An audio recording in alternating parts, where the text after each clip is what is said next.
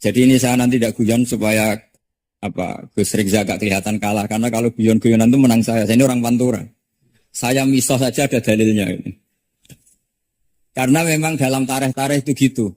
Ini Muhammad ponakan kamu kata orang-orang kafir. Saffaha akhlamana wasabba alihatana. Semoga gak ada yang menerjemah wasabba alihatana.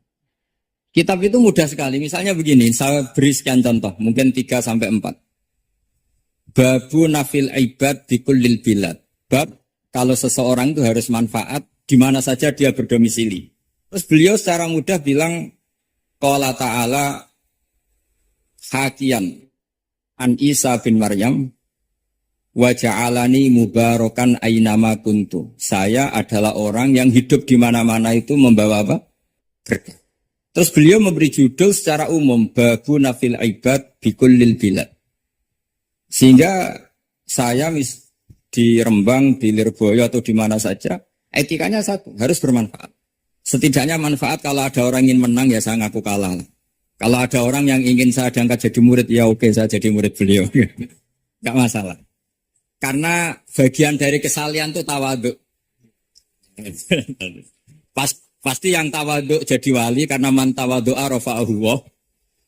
Yang kumo luhur jadi guru pasti tidak jadi wali. Terus ada bab yang sesuai dalam konteks Indonesia. Itu juga dibabkan umum. Babu saddid dzara'i. Bab menutup pintu potensi-potensi yang enggak baik. Terus beliau mengutip qala ta'ala wala tasubbul ladzina yad'una min dunillahi fayasubbullaha adwam bighairi ilm. Jadi dulu para sahabat saking semangatnya berislam, itu saking semangatnya itu sering bilang jancuk Lata, jancuk Uzza. Jadi ini tidak jauh-jauh dari misoh karena memang sudah dicap cangkem elek tadi. Terus mereka tanya, lalu kalau Tuhan saya jancuk, bahaya jancuk juga Tuhan kamu. Akhirnya Allah bilang gini, Muhammad, umatmu tandani ojo misoi bro, lo korbannya aku. Makanya terusannya ayat faya subuh aduam bil khairi. Dan itu oleh Syekh Izzuddin bin Abdus Salam yang dikenal sebagai Sultanul Aulia itu dibabkan mudah sekali. Babu saddid dzara'i. Jadi kalau kamu ingin Allah tidak dipisoi, Islam tidak disakiti, kamu jangan menyakiti agama lain. Itu bagian dari mencintai Islam. Jangan kira kita hormat sama agama lain karena ikrar, tidak, itu bagian dari mencintai Islam. Mengutip sekian hadis, la yasubbur rajulu abahu. Sebagian riwayat la yal'anur rajulu abahu. Ada yang baca layal ani terserah lah. Kalau nahiya layal an sopa rajul itu terserah. Apa khobar bimanal amri apa bacanya layal an itu bisa dipasul masail nanti itu. Jangan sampai seseorang tuh misoi bapaknya. Kata para sahabat, wa kaifa yasubbur rajul abahu. Bagaimana mungkin seseorang misoi bapaknya sendiri? Terus kata Rasulullah, yasubbu abar rajuli fayasubbu abah. Wa yasubbu ummar rajuli fayasubbu ummah. Dia misoi bapaknya orang lain, kemudian dibalas, bapaknya dipisah. Ini penting saya utarakan, jadi mudah sekali. Terus dibabkan di bab umum itu babu saddid dzara'i. Sehingga peristiwa yang khususiyah ini menjadi bisa ditarik kesimpulan secara umum dan Quran maupun hadis mengawal kita ila yaumil kiamah. Karena kita tidak kehilangan stok untuk memaknai Quran dan hadis dengan cara yang diajarkan Syekh Izzuddin bin Abdus Salam yang kita kenal beliau termasuk Sultanul Ulama. Contoh ketiga ini yang paling penting dan itu saya sering utarakan. Beliau bikin judul la yutrakul haqqu li ajlil batil. Kebenaran tidak boleh ditinggalkan hanya karena banyak kebatilan. Uniknya apa? Beliau pakai dalil, saya yakin seorang dokter Riza pun nggak terlintas kalau itu ada. Meskipun bikin rumus istihad tadi yang nggak ada kembarannya tadi. Karena ulama yang waras ya nggak ingin ngembari rumus seperti itu. Memang nggak perlu dikembarin, apalagi dosen-dosen tribakti itu nggak suka. Ini padunya rakwat gaji kan gitu. Itu kan dalih supaya ngirit ya. Wes mulang sudah arep-arep gaji barokah. Itu mesti kong kali kong sama bendara ya. Yayasan itu. Itu ada judul la yutrakul haqqu li ajlil batil. Itu uniknya beliau hanya dalil inna sofa wal marwata min sa'airillah faman hajjal baita wa atamara fala junaha alaihi ayyat tawafa bihima. Safa dan Marwah itu hakikatnya adalah min syairillah, termasuk syiar-syiarnya Allah. Maka siapa yang haji maupun umroh nggak apa-apa. Allah dalam bahasakan itu nggak apa-apa. Fala junah nggak apa-apa. Terus saja tawaf di situ. Memang dalam bahasa Quran nggak bahasa sa'i, tapi pakai bahasa tawaf aja tawaf lagi. Kata Sayyiduddin bin Abdus Salam, di Safa ini ada Isab, nama berhala. Di Marwah ada Na'ilah, juga nama berhala. Yang orang-orang jahiliyah dulu ini menyembah dua berhala ini. Karena ada berhala, mereka merasa risih kalau ibadah ritual tauhid di situ. Tapi kata Allah, teruskan saja kamu tawaf di situ atau sa'i di situ. Artinya apa? Kebenaran tetap diperintahkan meskipun ada kebatilan. Jadi gampang sekali. Terus beliau bikin judul La yutrakul haqqu li ajlil batil. Barang hak itu tidak boleh ditinggalkan karena barang batil. Saya di mana-mana kalau boleh dikatakan fatwa. Kalau ada orang mati karena narkoba atau karena mendem atau karena koplo atau karena oplosan, itu kita sebagai kiai datang saja. Tapi tidak harus kiai yang top-top kayak Gus Rizal. Salah satu kiai datang. Karena sekali kita tidak datang, mereka akan menciptakan tradisi baru dalam penguburan. Kiai ratekong, soleh-soleh ratekong, dipendem ala mereka. Didekno sampai diminumi arak. Sehingga kita datang ini karena apa? Sebetulnya demi melaksanakan syariat Islam, memperlakukan janazatu muslim. Kita kelola secara Islam. Meskipun mangkel, kita mangkel, mati kok oplosan. Mati-mati pas sujud kan keren. Atau mati karena gaji terlambat kan keren. Ini mati kok. Atau mati karena miskin telat apa? Gaji kan keren, tirakat lah, kona'ah. Betul, ini mas-mas kalau yang mencintai bapak ada kesampaian, syahid cinta itu juga syahid. Asal tidak pernah lihat, tidak pernah SMS. Ngempet tok, itu kalau mati itu syahid. Tapi syaratnya nggak ngelihat, nggak nge-SMS, nggak WA. Pokoknya seperti itu. Nah, ini penting saya utarakan. Saya pernah diundang salah satu acara akad nikah. Itu yang undang itu nanggap ketoprak. Gus nanti ada ketoprak di rumah saya, tapi jangan nggak usah lihat itu. Tapi jam 9 ngakatkan anak saya. Ya saya datang. Pas itu memang nggak ada udzur saya datang. Itu sudah ada biduannya banyak di sini. Kenapa saya datang? Pikiran saya tadi. Kalau kiai tidak menyaksikan akad nikah, nanti mereka bisa bikin cara akad dengan cara mereka sendiri. Sehingga takbir-takbir yang di fikih, misalnya walimatul ursi itu kalau ada ikhtilatur rijal wan nisa haram hadir, itu nggak pernah dilakukan oleh guru-guru kita. Setahu saya Mbah Mun, bapak saya, guru-guru kita, meskipun ada ikhtilatur rijal wan nisa, mereka kalau ada walimatul ursi asal tidak ada uzur itu datang. Karena la yutrakul haqqu li ajlil. Padahal jelas dibajuri di jika hunaka muharramun nggak dimaknani. Jadi ya bingung. Maksudnya bingung milih. Saking banyaknya ilmu. Bukan bingung karena goblok, bukan. Ini penting saya utarakan. Jadi judul itu penting sekali. La yutrakul haqqu li ajlil. Contoh keempat, babu tolabil manzilah. Seorang yang terpercaya itu boleh cari pangkat di pemerintahan. Beliau dalilnya gampang sekali. Yusuf ketika merasa mampu mengendalikan ekonomi, ketahanan pangan zaman itu, beliau matur ke Aziz, ke penguasa Mesir, qala ja'alni ala khazainil ardh. Jadikan saya sebagai pengelola hasil bumi. Ini hafizun alim, saya ini orang terpercaya. Saya ini orang yang pinter. Maka ngaku pinter itu boleh asal pinter betul. Karena Nabi Yusuf bilang ini hafizun alim. Itu saya tinggal satu, tolong dipelajari teman-teman supaya ada cara mudah. Dan kitab itu pernah dibaca Syekhina Kiai Maimun di Sarang. Pernah tak bawa ke Jakarta, saya diskusikan dengan Pak Profesor Quraisy Shihab. Terus sekarang juga dalam proses diterjemah. Tapi saya mohon ini yang nggak penting, terjemahannya itu nggak penting. Ini anak-anak Lirboyo kan bisa ngartikan sendiri, bukan sekedar terjemah tapi ngartikan sendiri. Itu unik, cara memahami itu unik sekali dan mudah. Jadi setiap peristiwa khusus itu diberi judul umum.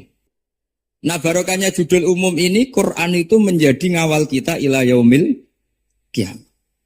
Tapi kalau itu kamu anggap ini peristiwa Yusuf, ini peristiwa Yakub, peristiwa Ibrahim, maka seakan-akan Quran itu tidak untuk kita.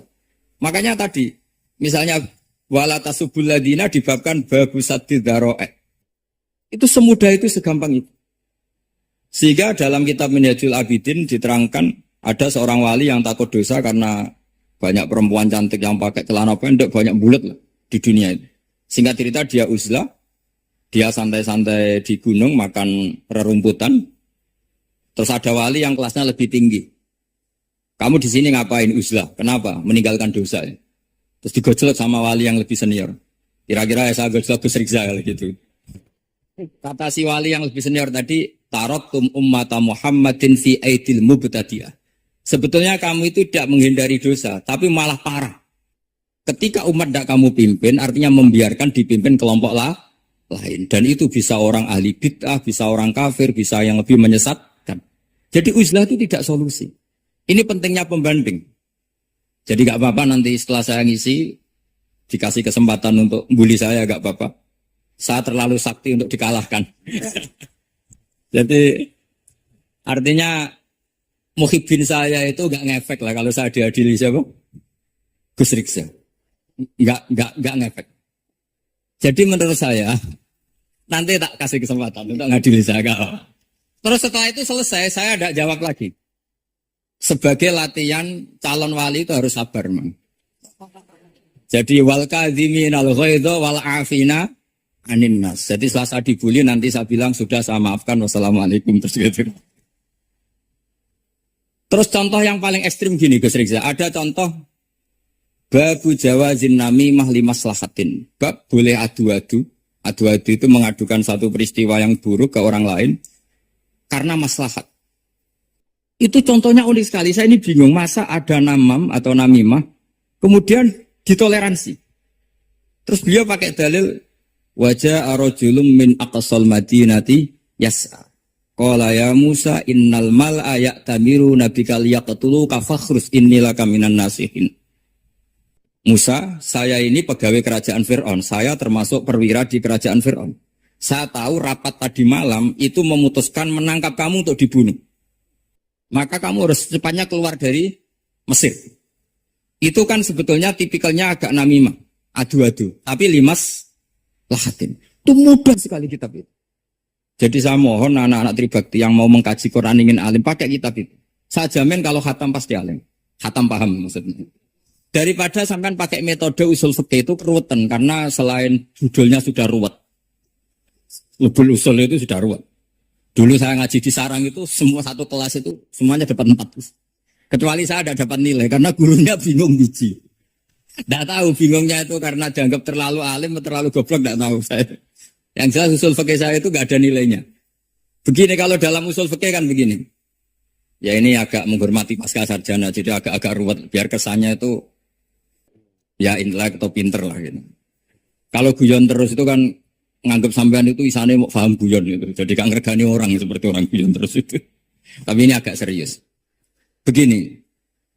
Misalnya saya sebagai kiai ngundang Zaid, kamu ke sini. Saya jelas sebut Zaid ke sini, ada tamu. Sebetulnya saya ingin Zaid apa ingin cah dalam siapa saja asal bisa melayani tamu. Zaidun itu zikrul ba'di wa iradatil kul apa zikru Zaidin fi aini. Itu kan jadi perdebatan di ilmu usul fikih.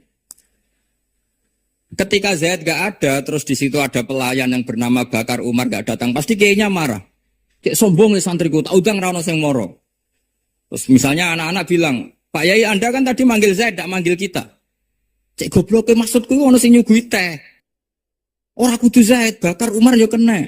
Bocah kok goblok kan mesti gitu. Artinya gini, menyebut aktor dalam Quran atau hadis itu yuradu syakhsun bi'ainihi. Apa itu bagian dari zikrul ba'di wa iradatil? Sehingga semua peristiwa di Quran entah itu nyebut Fir'aun, berarti mewakili orang tokoh, orang yang lanjut. Menyebut Musa mewakili orang baik. Apa bagaimana? Itu jadi perdebatan. Nah itu di kitab usul fikih itu penjelasannya ruwet sekali. Sehingga mungkin misalnya begini dalam satu kaidah usul fikih. Hormati tamu yang datang ke saya, siapa saja. Itu saya ralat. Hormati Zaid jika datang bertamu ke saya. Begini, siapa saja tetap berlaku. Dan Kiai menyebut Zaid adalah zikru ba'di afrodi dhalikal kulli. Menyebut individu dari kuliah yang masuk. Jadi tetap hormati tamu siapa saja. Yang termasuk siapa saja adalah Zaid. Apa siapa saja tidak menjadi hukum karena terganti hanya khusus Zaid. Itu jadi perdebatan di perdebatan usul fikih. Jadi terlalu ruwet. Tapi kalau di kitab tadi yang Syajaratul Ma'arif karangannya Izzuddin bin Abdissalam, itu gampang sekali. Saya baca itu min awali hatta akhir itu tidak ada yang iskal. Gampang sekali, mudah sekali. Karena tadi mungkin dikarang ahlinya dan dibaca oleh ahlinya. Jadi gampang sekali ini. Jadi semudah itu. Istidlal itu gampang sekali. Ya saya ulang lagi tadi karena ditulis orang ahli dan dibaca oleh. Tapi saya pastikan kitab itu tuh mudah sekali. Kenapa saya menyarankan begitu? Karena begini. Sekarang tuh banyak orang menafsirkan Quran karena hanya melihat terjemah atau dengar-dengar dari orang lain. Sementara kita yang gudangnya, kita ya semua lah santri, sarang, lirboyo semua. Itu tidak mau memulai. Andai kan kita mau memulai, maka kita akan tahu mau benal ukhten. Menikahi mbaknya plus adiknya. Finikahin wahid. Tahta rojulin wahid. Jadi gak boleh mempoligami mbak bersama adiknya. Kalau kita percaya zahirun nas, maka yang haram hanyalah wayo atau berpoligami mbak dan adik. Dan itu bahaya kalau Anda memahami seperti itu.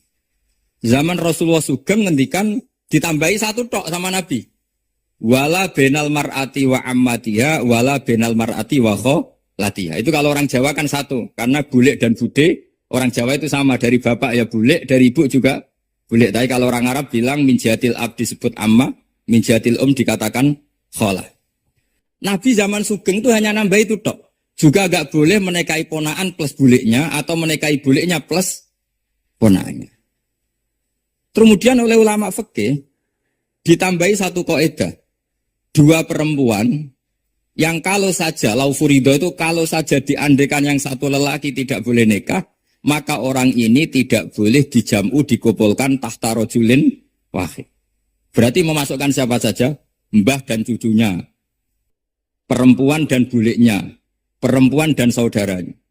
Nah, artinya gini, andekan yang disebut Quran itu menjadi itu saja hukumnya, maka yang haram poligami hanya mengumpulkan mbak dan adiknya. Karena Quran hanya bilang, wa antajma'u bainal ukhtain. Tapi tentu itu kebodohan. Mesti gak tahu ngaji usul fikih. Kitab yang pantangannya orang banyak. Ya pantangannya gurunya bareng, jadi itu bukan pantangan muridnya saja. Mungkin ada ulama yang era Imam Syafi'i meredaksikan, wa antajma'u bainal ukhtain ibaratun anil jam'i bainal mahromen. Apapun itu, tetap ukhtan di sini itu satu percontohan mengumpulkan dua perempuan yang ada hubungan mahram, entah karena saudara kandung atau bulik bude atau mbah sama cucu. Lalu pertanyaannya, kenapa Quran tidak menyebutkan mbah dan cucu? Kebayang nggak misalnya Gus Rizza nikah orang perempuan cantik umur 25 plus mbahnya umur 70 tahun? Katanya tidak mau membayangkan. Artinya gini, orang waras itu tidak akan melakukan seperti itu, maka nggak perlu dilakukan. Tapi nak rabi bae sesuai gedon, jebule ayu adi itu banyak. Terus gue ngano bae mati itu banyak itu. Sehingga yang potensi bahaya itu wa antas mau penal ukhtain. Karena yang potensi nakal itu ya itu tadi. Ro nambah luwe ayu rabi adike, semoga kalau sedang keluarga orang lain ceraikanlah. Jadi ini penting saya utarakan. Jadi ini serius tapi saya tetap rileks. Jadi mohon dipelajari lah usul fikih.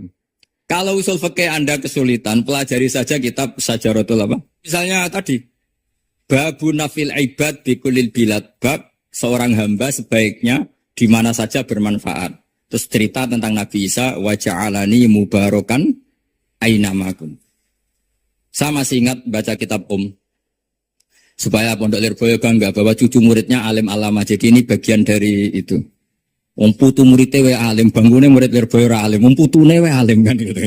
Jadi kalau sama ndak alim dosa gede. Saya kata Gus Kafafi kan putu murid, putune we alim, mosok muridnya gak alim. Awas nak keman gak alim, sini wong. Jadi harus mengkaca, putune we alim, apalagi anak pas. Jadi tadi sampai mana guys? Lupa ya. Sampai adik Ayu. Adik Ayu. Mbak E sing ayu. Ditungakno tadi. Ya ditungane bentang mati adik oleh Mbak E. Tapi adiknya mati Gus. Saya teruskan lagi ya. Jadi kalau saya masih ingat baca kitab karangannya Imam Syafi'i dalam tema yang mirip ini. Ketika beliau ditanya, boleh ndak seorang lelaki uzubah tidak nikah? Waqat qala Rasulullah sallallahu alaihi wasallam an nikah sunnati faman rohiba an sunnati falaysa minni. Itu kata Imam Syafi'i. Ya kalau dia tidak nikah karena benci sunnah Rasulullah itu buruk. Tapi kalau karena takdir dia tidak suka nikah atau gak payu rabi ya gak apa-apa. Terus Imam Syafi'i ditanya, apa dalilnya? Jawabnya Imam Syafi'i itu rileks sekali. Inna wa ta'ala dzakara abdan sholihan wa wasofa bi annahu hasur. Terus beliau baca ayat wasayyidaw wa hasura wa nabiyyam minas sholihin.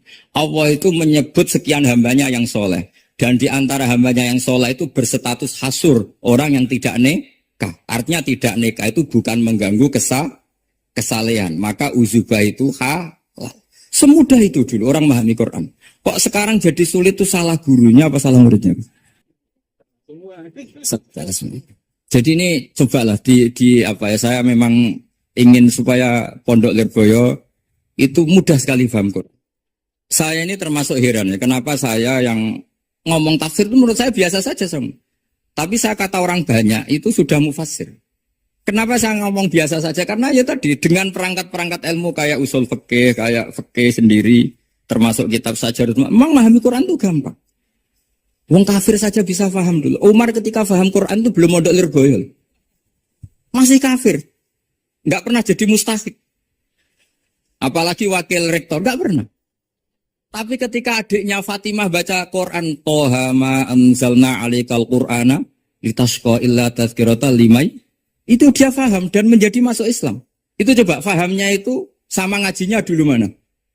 Dulu fahamnya karena Quran itu muyassar, mudah. Pernah ada seorang ustadz yang mungkin kalau sekarang agak ekstrim lah. Sama ndak usah bilang cingkrang, ndak usah, pokoknya agak ekstrim. Kamu kok senengane nuduh orang gitu. Sampai saya kadang ketularan. Saya ini orang baik, gak suka nuduh orang. Itu ada orang yang agak ekstrim itu. Datang ke Harun Ar-Rasyid. Ya Amiral Mukminin gitu. Ini nasihun laka famusaddidun alaika fala tajidanna alayya fi nafsika syai'an. Saya ini orang baik-baik, ingin nasihati jenengan, cuma saya agak kasar. Musaddid itu agak kasar. Dalam bahasa Arab musaddid siddah itu kasar. Kasar atau tegas, kasar lah. Dalam konteks ini maknanya kasar. Fala tajidanna fi alayya fi nafsika syai'an. Mohon jangan dimasukkan hati. Apa kata Harun Rasyid? Ngendikan itu mudah sekali dan itu sangat Qur'ani. Kata Harun Ar-Rasyid, uskut ya Ustad. Sebagian riwayat uskut ya jahil. Hei orang bodoh, kamu diam. Inna Allaha ta'ala ba'atha man huwa khairun minka ila man huwa syarrun minni. Wa ma'adzalika qala ta'ala faqula lahu qawlan layyina la'allahu yatadzakkaru aw yakhsha. Kamu diam hei Ustad bodoh.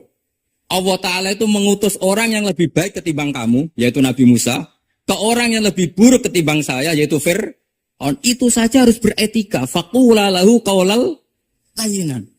Kamu sama-sama muslim mau main kasar sama saya. Man huwa khairun minka ila man huwa syarrun minni. Fa inna wa ta'ala bahasa Musa. Rasul yang orang sangat baik diutus ke orang yang sangat buruk yaitu Fir'aun. Itu ini memahami Quran seperti ini itu kan mudah. Mudah, enggak perlu dokter, bisa, sudah perlu. Bisa, maksudnya bisa ya, maksudnya bisa. Enggak perlu dapat honoris causa dari apa tadi? Profesor cangkem elek tadi. Jadi karena Quran itu dalil, kata Ibnu Abbas, Al-Quran dalil. Dalil itu mudah ditaklukkan. Dibawa kemana saja itu bisa. Nah ini yang terakhir, khasnya NU itu wasilah. Ini terakhir, nanti setelah ini selesai. Tapi saya mohon MC atau moderator atau siapa lah ngasih waktu Gus Rizal untuk bully saya. Dan saya jamin tidak tak balas. Tidak tak balas dan saya latihan legowo. Legowo tadi wal afina animes. Sudah itu kata Rasulullah kan gitu. Orang yang meninggalkan debat padahal dia benar. Bana wahu betan fil jannah. Jadi sudah saya ingin masuk surga lah. Ada usah repot-repot berdebat. Wasilah misalnya Gus Kafabi niru Mbah Makhros atau Mbah Mun niru Mbah Karim. Mbah Karim niru Mbah Khalil Bangkalan sampai guru-gurunya. Karena zuriyatam ba'duha min ba'd. Saya juga alhamdulillah kemarin 3 bulan yang lalu, 4 bulan yang lalu Pak Said itu nyari nasabnya di Kudus. Kebetulan beliau sudah dengar-dengar kalau saudaranya Mbah Sahal itu sepupunya Mbah saya, nyari-nyari ketemu. Ketemu beliau senang sekali. Cuma terakhir tanya saya, Gus, dengan kamu tua mana? Tua saya, buyut kamu adik buyut saya, kata saya. Nyai Fadilah itu saudaranya buyut saya, Mbah Maksum, buyut saya. Yang di Pondok Damaran, saya sampai sekarang masih ngajar di Pondok Damaran, belakangnya Masjid Menoro itu. Mbah Mun pernah cerita gini, orang itu banyak yang anti wasilah. Wasilah itu ya niru guru, gurunya guru. Langsung niru Kanjeng Nabi. Atau langsung niru pangeran. Itu Mbah Mun, saya masih ingat betul dalilnya mau ihdinas siratal mustaqim siratal ladzina an'amta 'alaihim.